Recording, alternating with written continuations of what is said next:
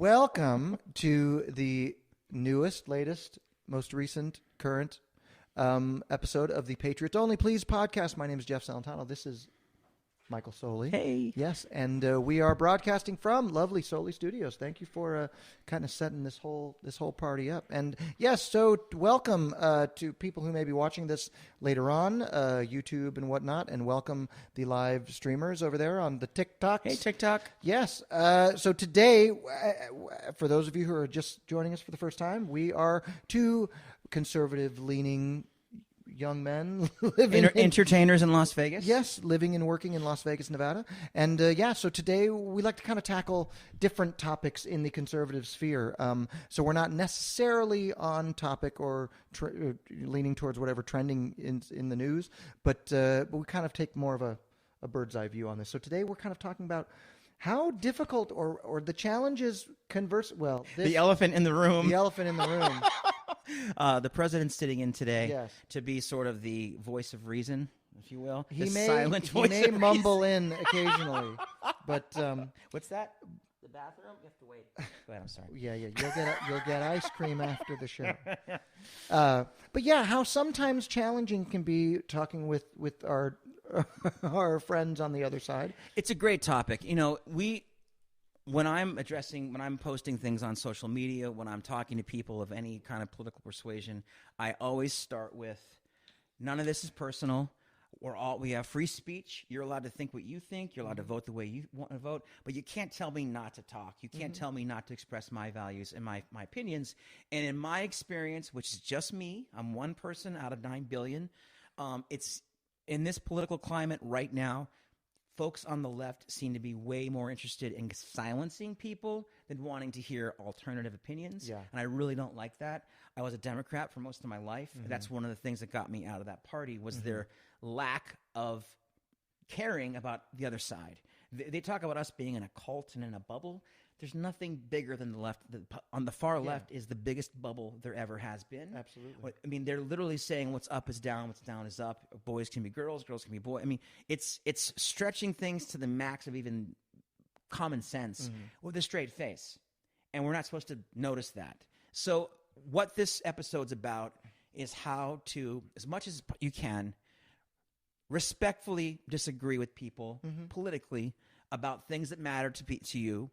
And I think the way to start, I think our entry into this conversation, into this topic, is you always want to start with things that you share in common. Sure. Right? Sure. So Sting, a great singer-songwriter. Some would not agree. I would agree. I think he's great. I think he's fantastic. Anyway, he had a song way back in the day.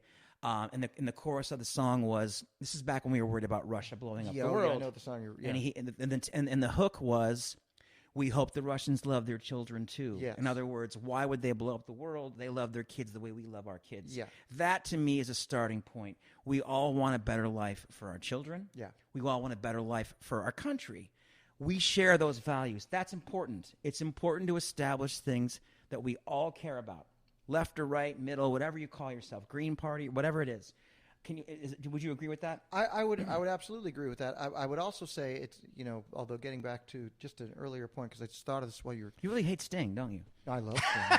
I'm a huge fan. In fact, I'm going to see him on November 9th, a few days after the election. Here's the thing. What's fun, if I may, we're in Las Vegas. Sting has a residency here. He pops in, does 9 days in a row. It's amazing. Yeah. But for I saw him last year. Okay. But here's my comment about it. I didn't see it. But what I saw was the marketing for it. Now, this is Sting, one of the best songwriters, wordsmiths of all time. Singers, absolutely. And the name of the show is Sting, My Songs. I'm like, really, Sting?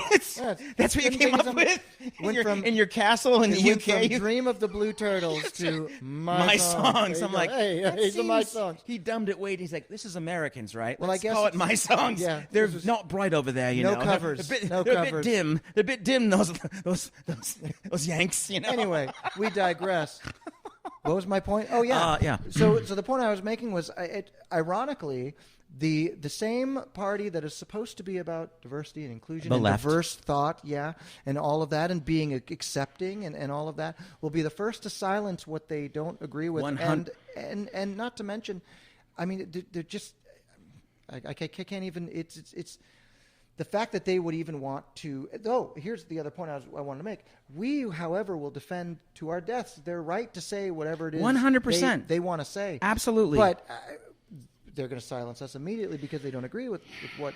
So it's those things that make it hard for us to find common ground and to communicate. And so I guess today I would love to try to maybe discuss some options to make it a little easier to not ruin lifelong friendships. No, it's true. And a lot of it's just linguistic approaches, how you phrase things, how you frame ideas.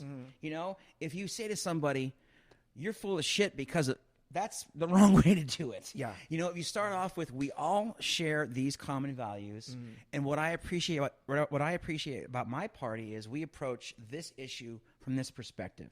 Yeah. And they'll say, well, we completely disagree with that. We approach it from this perspective. That's civil and fine, and that's okay. And again, if these are people you care about, you go the extra mile and say, well, actions speak louder than words. Look at the voting records. Look at how they've actually behaved. One thing that we talk about a lot, and that we should talk about a lot, and one of the things that, again, got me to move from the Democratic Party to the Republican Party, and a lot of folks online are saying this right now as well, if you're from a blue city and you go back to visit it, if you've moved away and you realize that nothing's changed, and Democrats have been running these cities for 50, 60, 70, 80 years, and the cities are kind of crumbling and gross and getting grosser, you think,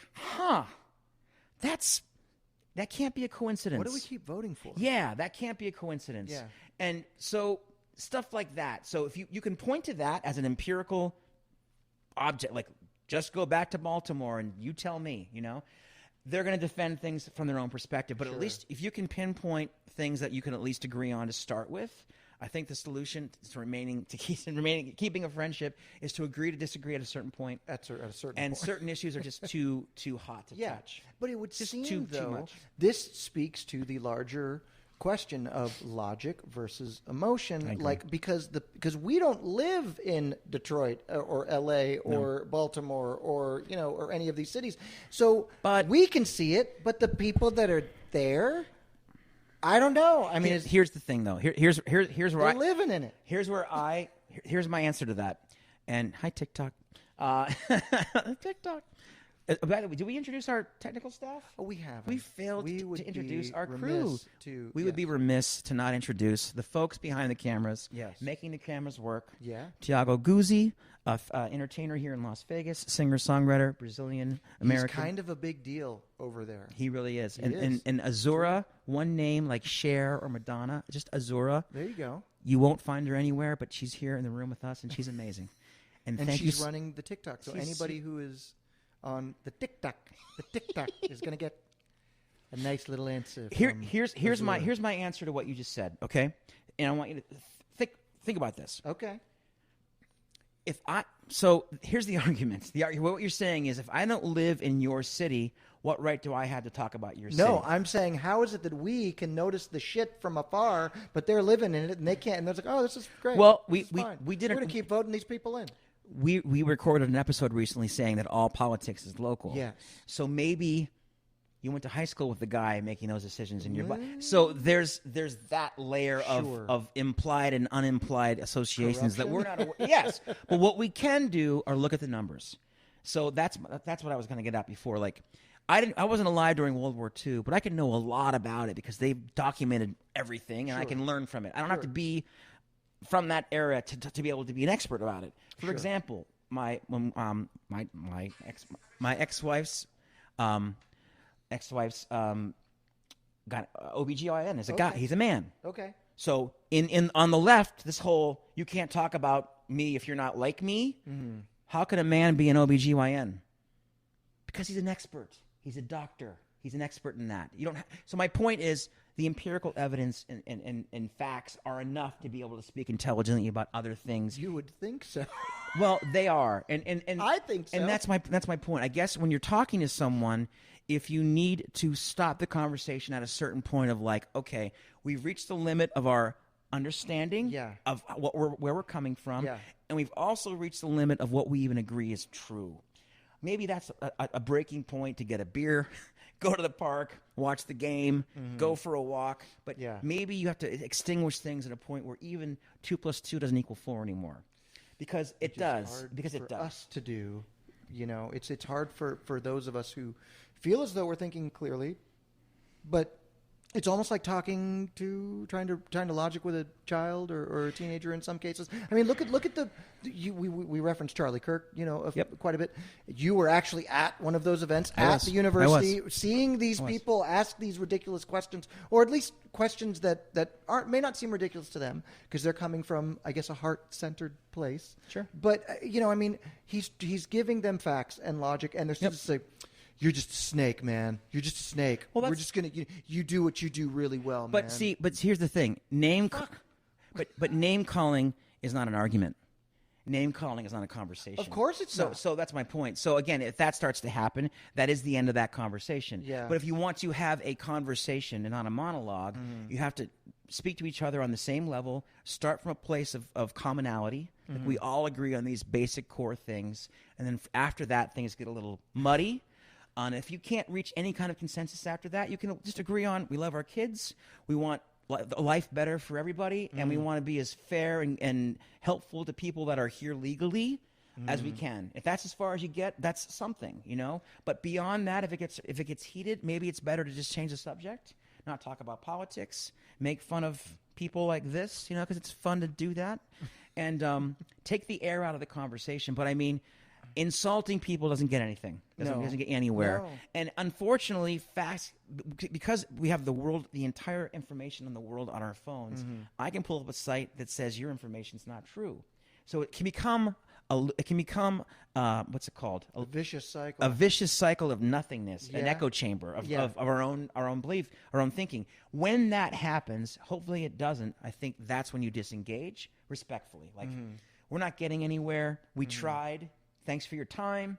Have a great life. Have a great day. But peace out. Yeah. It's not worth losing someone you care about over politics. Yeah, it's hard in my opinion. It's hard to have those conversations with family, and and which is why they say in polite society, don't talk about religion, politics, all that stuff. And I get it. Sure. But it always, the heat always goes up. In election year. It does. But what I'm tired of as a citizen, as a smart person, as someone with my own core beliefs, people on the left have no problem at all screaming what they think at everybody, and we're supposed to be quiet and listen to it. I'm done with that. I'm done with getting screamed at. I'm done with getting lectured and canceled. I'm done with getting canceled and shut down and told what to think by whom. I'm not down with that, and I'm never going to submit to that. Yeah. But I don't have to personally confront everyone that says that to me. I just say, you got the wrong person. It's not going to work with me. Let's just not talk about this. Let's change the subject. Or let's part ways amicably. But I'm not going to let you scream at me for any reason. Yeah. No matter what the subject is. Yeah. So keep it civil. Focus on core beliefs.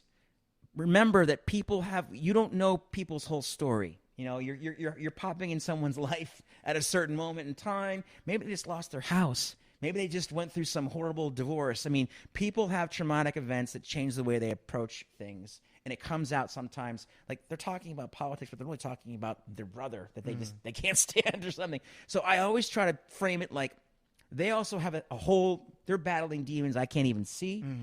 Bless their hearts. I'm going to just be as nice as I can and keep it as civil as I can, but I'm not going to back down from what I know is true and what I believe is true. And if we start to get to the point where it gets heated and uncomfortable, maybe that's the time to stop and just nice talking to you, man. Yeah. Have a great life. Wish you the best. Agree to disagree. And silence can be a very, very powerful way to respond too. Like, I'm done talking now. And if they keep going, you can keep going. I'm not going to listen. I tuned out about 5 minutes ago. But if you want to keep moving your boca, that's cool. But we're not going anywhere anymore. So I'm not really interested in listening anymore. Yeah. Respectfully. So there's only so far you can take it. Try to ask probing questions.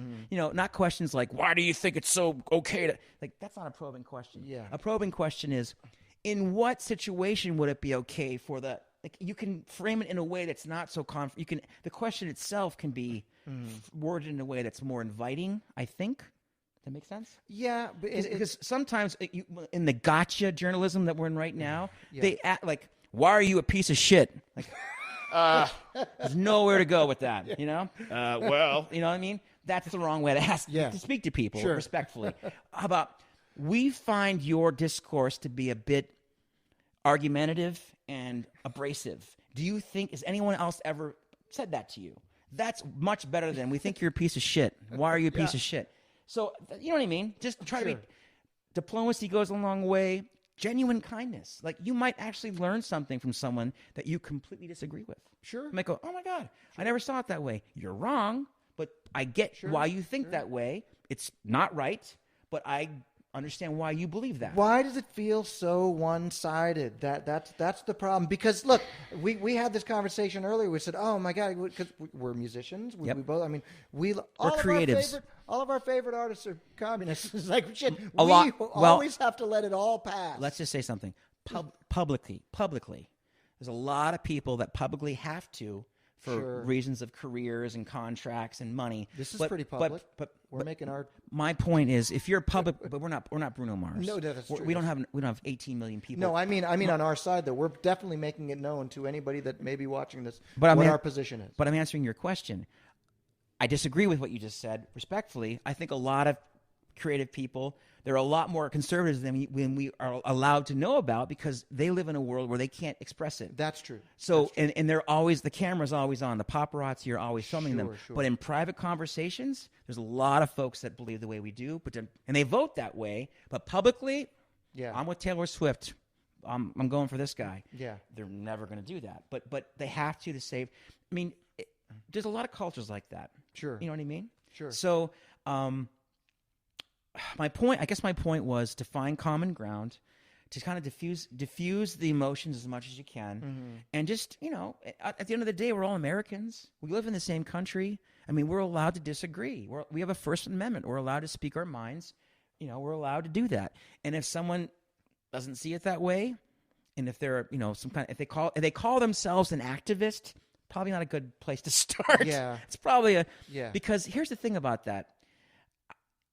Who determines who's an activist? It's just self-defined. Exactly. And that's my problem with activists. They stand up and go, I speak for all short, middle-aged, bow-legged guys. Right? Me. Every one of them. I know what they all think. Yeah. Oh, and white. All the white, middle-aged, bow-legged guys, that's me. I can speak for all of them. Like, no, you can't. We're all individuals. That's where that logic breaks down for me. Yeah. And there's people who've made a nice, lucrative career going to corporations and speaking on behalf of the community, fill in that blank, whatever it is. Like, nonsense. It's nonsense. It's nonsense. And it runs rampant in politics, obviously. Yep. And that is why it can be such a frustrating thing because, again, we see the results and the fruits of what has 50 years, 60 years in the making, and yet we're sitting here going, how come it seems so obvious? Here's the thing. To everyone. There's universal concerns, or I agree. At least national concerns. I agree. I think a big part of the problem is, and I think this might be a way for us to wrap it up. We're heading toward the end of our segment. Yeah, we're trying to tighten these up. We're tightening these up. We can go on. This is my grand theory, and I think it makes a lot of sense. There's a reason why government and Hollywood have been conjoined from the beginning. What does Hollywood do? They tell stories. They're storytellers. Human beings, Homo sapiens, are narrative monsters. Our cave drawings are pictures of things. We're designed to want to tell stories. That stories mean more than the truth. Fiction means more than the truth. Hollywood is the hotbed of showing us life itself and what we could be, possibilities, life, death, all the big collective nouns. Hollywood's been telling those stories. What better organization to get under your wing if you want to be in political power than the storytellers themselves? What did Hitler do? Hitler had that filmmaker that made movie after movie showing how great right? He was trying to create a new narrative, a new story, a new ecosphere for German people. He failed miserably. Thank God that he did. Yeah. Thank God that it ended. But he was trying to be his own little Hollywood because human beings respond to stories. We're musicians. We sing songs. We create energy for people, and it's contagious. Stories are contagious because it's all emotionally driven. And it's emotionally driven, but it tugs at the heartstrings and at the brain. So Hollywood, social media companies, the government, all trying to tell you the same story, never a good sign. That's how I know the sign of the times are bad right now. Yeah. When Bill Gates, Jeff Bezos, Joe Biden, and all the mainstream media are saying the same thing, that's not good. Yeah. There's not supposed to be consensus across everything. There's supposed to be different voices. Everyone in the United States is not a Democrat. Everyone in this country is not a left-leaning liberal. That's just not true. So we have 3 tiers of government supposed to constrain each other. You know, again, Obama used to say, we're not red states, we're not blue states, we're the United States. That's what it's supposed to be. It's never been more divided right now because of this guy. But my point is, there has to be some kind of consensus about what it means just to be in this country. Okay? So keep that in mind when you're arguing with people that are on a different side, too. At the end of the day, they live down the street from me. Sure. They're not in Pakistan. You know, they're not. Just try to, as much as you can, come from a place of love, respect, of brotherhood, of Americanhood. You know, like, even though we don't agree at all. My neighbor who moved away a while back, and I miss him, Marvin, wherever you are, if you're out there. Gun-toting, tool die-making Democrat. But he would take his shirt off for anybody, but a Democrat. We couldn't agree at all on politics, but I would have taken a bullet for that guy. Absolutely. So there's that too. Absolutely. So let's just not forget that we know plenty of people. People can disagree, but in the fundamental core values, that's what really matters. Beyond that, it really is just politics. Maybe let it go. Crack a beer, watch the sunset, think about your kids, like things that really, really matter, and vote accordingly. Vote your conscience. Have the courage of your convictions. Stand your ground. Remember in November, don't vote for this guy, but don't let your life fall apart over politics. I think that's the message of this segment, of this episode. I hope. I'm not saying don't be a patriot. Be a proud patriot. But that doesn't mean stepping on people's emotions and feelings and turning it into name calling and bickering and making it necessarily ugly. It doesn't have to be. Agreed. And if that's coming your way, take the higher ground and just say, hey, you know what? It's time for us to part ways now. Conversation's over. Thanks for talking to me, but I don't think we're getting anywhere. I think that's a classy way to end a confrontational situation. And a classy way to end the latest podcast episode. So, thank you, sir. I am Jeff Celentano. This is Michael Soli. Yes. That's Azura, and that is Thiago Guzzi. Yes. I got it all wrong on purpose. This is Buck Fiden. And we had a great time with you guys. Please follow the show, patriotsonlyplease.com. Please subscribe. Don't poke the screen with your finger. It's dumb. Yes. And we're having a great time. We really hope that you will follow the show. Like, comment, share, subscribe. Guys, thank you behind the scenes here. You too. We couldn't do it without you. Thank you so much, guys. I mean it. See you on the next buddy. one. Yeah. See you soon. Take care, everybody.